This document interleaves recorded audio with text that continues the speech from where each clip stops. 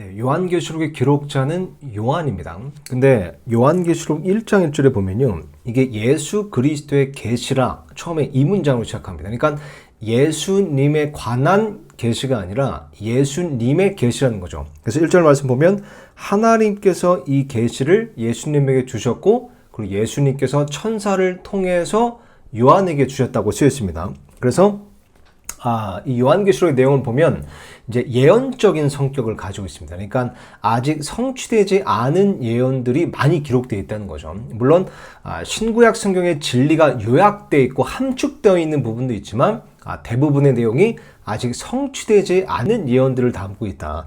그래서 요한계시록 말씀은요, 1장 19절 말씀이 되게 중요합니다. 너가 본 것들과 지금 있는 것들과 이후에 있을 것들을 기록하고, 그러니까 이게 요한계시록의 개요이자 아웃라인인 겁니다. 그러니까 이 세 가지를 요한계시록에 사도 요한이 계시를 받아 기록했다는 거죠. 그러니까 너가 본 것, 지금 있는 것들, 이후에 있을 것들. 지금 본 것은 뭐죠? 그것을 1장에 기록한 겁니다. 그러니까 사도 요한이 예수 그리스도의 환상을 본 것, 그것을 1장에 기록한 것이고요.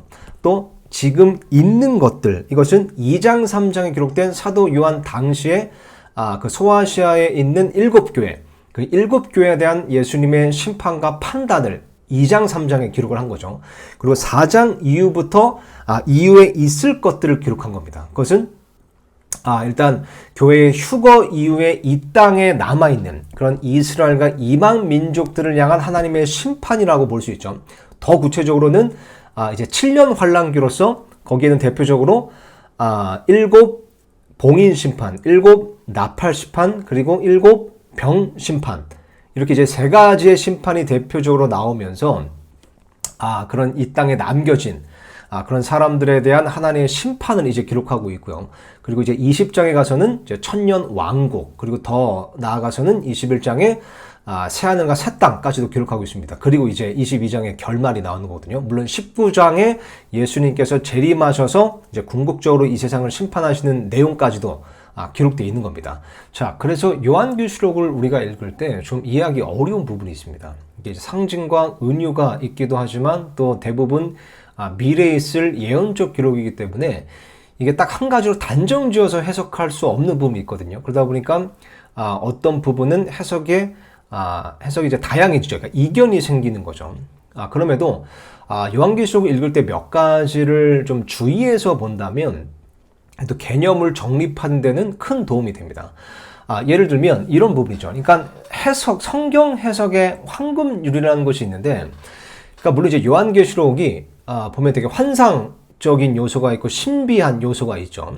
다른 책들보다는. 근데 그렇다고 요한계시록에 있는 모든 기록을 다 상징과 은유로 보면 안 됩니다. 사실 요한계시록 보면요, 문자 의미 그대로 볼 수 있는 부분이 상징보다 훨씬 더 많습니다. 그러니까 예를 들면 요한계시록에서 12지파면 그냥 이스라엘의 12지파가 되는 거고, 14만 4천이면 그냥 그대로 14만 4천 명인 겁니다. 이게 왜 그러냐면 성경 해석의 황금률이라는 것이 있는데, 그러니까 일단은 말씀을 있는 그대로 문자 그대로 먼저 보는 겁니다. 그리고 물론 그러다가 어떤 표현과 어떤 대목은 평범한 묘사가 아니에요, 이게. 그렇다면 그때는 상징으로 보는 겁니다. 근데 일단은 그게 평범한 묘사가 아닐 때는 상징으로 보지만 평범한 묘사일 경우는 일단 먼저 문자 그대로 보는 게 성경 해석의 황금률입니다. 그래서 일단 이거를 기억해야 되고요. 또 요한계시록 읽을 때 이제 사건들이 많이 나오잖아요. 그래서 그 각 사건의 발생 위치를 봐야 되고 또 대상을 잘 구분해야 됩니다. 그러니까 다양한 사건들이 나오는데 이 계시록에 나오는 사건들 중에는 그게 하늘에서 일어나는 일들도 있고 땅에서 일어나는 일들도 있습니다. 또 성도가 앞으로 목격할 일인지 아니면 성도들의 휴거 이후 땅에 남은 사람들 사이에서 일어날 일인지 아니면 천년 왕국 때 일일지, 그러니까 이런 것들을 잘 구분해서 읽어야 혼란에 빠지지 않는다는 거죠. 그리고 또 하나 이제 주의사항은요, 요한계시록에 나오는 사건은 전부 다 시간의 흐름에 따라 기록된 것이 아닙니다. 그러니까 어느 정도는 시간적 흐름에 따라 기록이 되어 있거든요. 근데 이 유대 묵시 문학, 어떤 특징이 있습니다. 그러니까 유대 묵시 문학은 같은 사건을 여러 번 반복해서 기록하는 특징을 가지고 있거든요. 그래서 요한계시록도 그런 특징이 있어요. 그래서 아까 언급했던 이제 7봉인 심판, 7나팔 심판, 7병 심판, 이게 이제 순서대로 나오긴 하는 건데 완전히 시간적 순서에 따라 배열된 것이 아니라 이게 오버랩되는 부분이 있습니다. 그러니까 반복되는 부분이 있다는 거죠. 그래서 이것을 잘 이해하고 시간적으로 배열을 해야 이게 개념이 잘 정립됩니다. 그러니까 예를 들면 요한계시록 10장 11절에 보면 다시 대언한다, 다시 대언해야 한다, 이제 이런 표현이 나오거든요. 이제 그것처럼 어떤 사건, 어떤 말씀을 이렇게 되풀이되는 방식으로 기록되어 있다. 그래서 이런 것들을 좀 주의해서 본다면 요한계시록에 나오는 그런 내용이 좀 이해하기 어려운 부분도 덜어 있지만 상당히 유익합니다. 또 우리가 앞으로 있을 일이 무엇인지를 알 수 있잖아요. 또 어떤 일들이 일어날 수 있는지 그 개념을 정립할 수 있다는 점에서 상당히 유익이 있습니다. 그리고 요한계시록은요, 특히 창세기와 함께 완전한 진리의 사이클을 구성합니다. 이게 무슨 말이냐면요, 창세기와 요한계시록, 그러니까 성경 66권 중에 처음 책과 마지막 책이잖아요. 근데 이 두 권을 비교해보면 굉장히 절묘하게 대조적으로 비교할 수 있는 부분이 있습니다. 그러니까 예를 들면 창세기는 하나님께서 하늘과 땅을 창조하신 내용을 기록하고 있죠. 반면에 요한계시록은 하나님께서 새하늘과 새 땅을 창조하시는 기록이 있습니다. 그죠?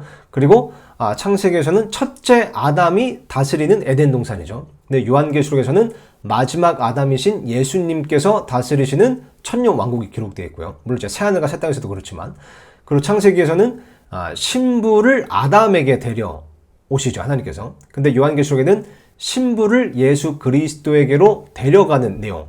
그러니까 여기서 신부는 이제 교회죠. 교회를 예수 그리스도에게로 데려가는 내용입니다.